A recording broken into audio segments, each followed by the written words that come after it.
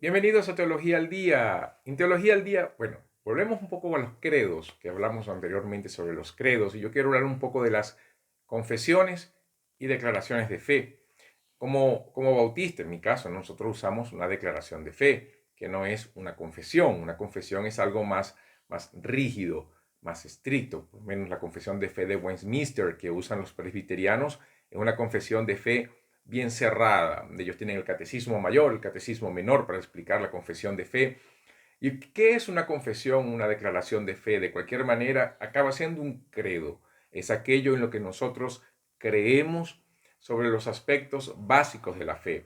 Las Asambleas de Dios de Venezuela, por ejemplo, tienen 16 doctrinas fundamentales que ellos estudian para la clase de bautismo, y para bautizarse tienen que responder eso. Bueno, yo lo digo porque yo me bauticé en una iglesia de la Asamblea de Dios y yo estudié las 16 doctrinas fundamentales, y para mí fueron de gran ayuda y una gran bendición. De hecho, la mayoría de las iglesias pentecostales vienen de las iglesias bautistas, la mayoría, las históricas.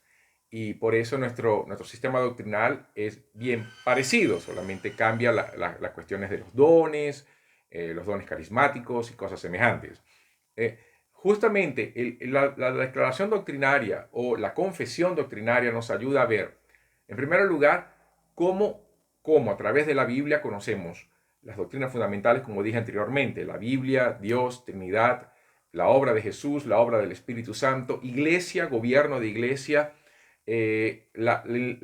cómo la iglesia se involucra con la sociedad, con la obra social, con el Estado y los tiempos del fin. Esa es una manera bien, bien amplia, ¿no? De lo que sería una declaración de fe, de una confesión.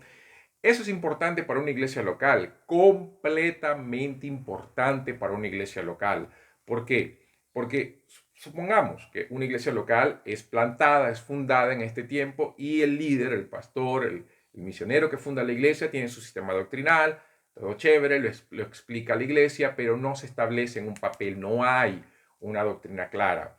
Luego vienen otras personas agregándose, personas convertidas, personas de otras iglesias, y cada una viene con sus cabezas, sus cosmovisiones, su manera de ver la vida. Y claro que todo eso ejerce una influencia enorme a la hora de ver la Biblia.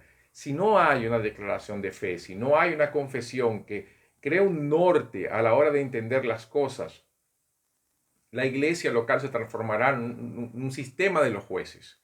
Cada uno va a seguir su propio corazón, va a seguir su propio sistema doctrinal, va a seguir sus propias ideas, y vendrá mucho eso. Es que así es que yo lo veo, así es que yo creo, así es que yo pienso, y se pierde el sentido de la Biblia dice, esto es lo que nosotros creemos a través del entendimiento de la Biblia, porque la palabra de Dios dice esto, esto y aquello.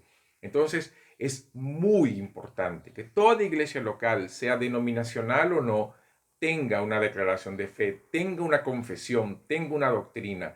Los discípulos tenían, la Biblia dice en Hechos, que ellos seguían la doctrina de los apóstoles. Ellos tenían su sistema doctrinal. ¿Cuál es? Romanos.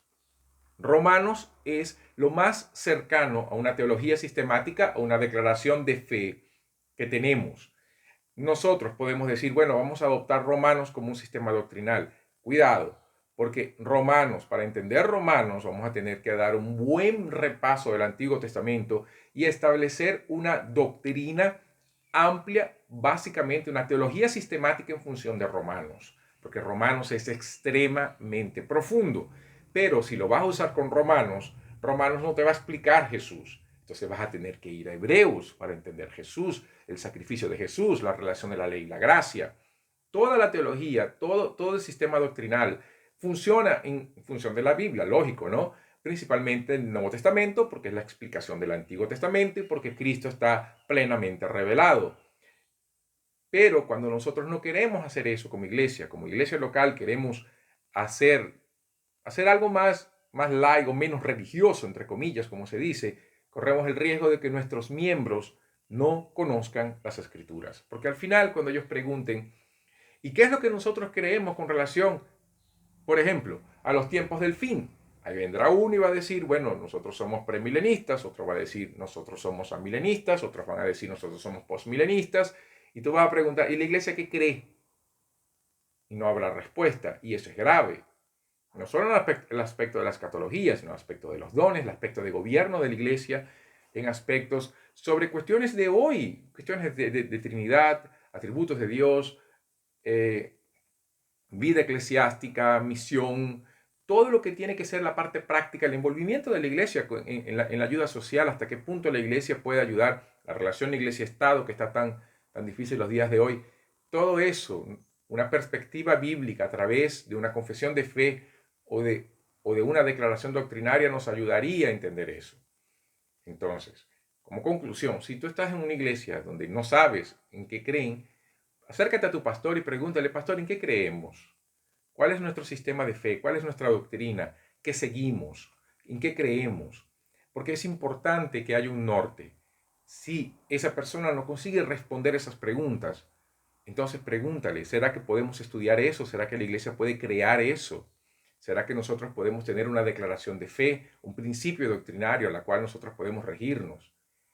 Si por alguna razón esa persona dice que no lo van a tener,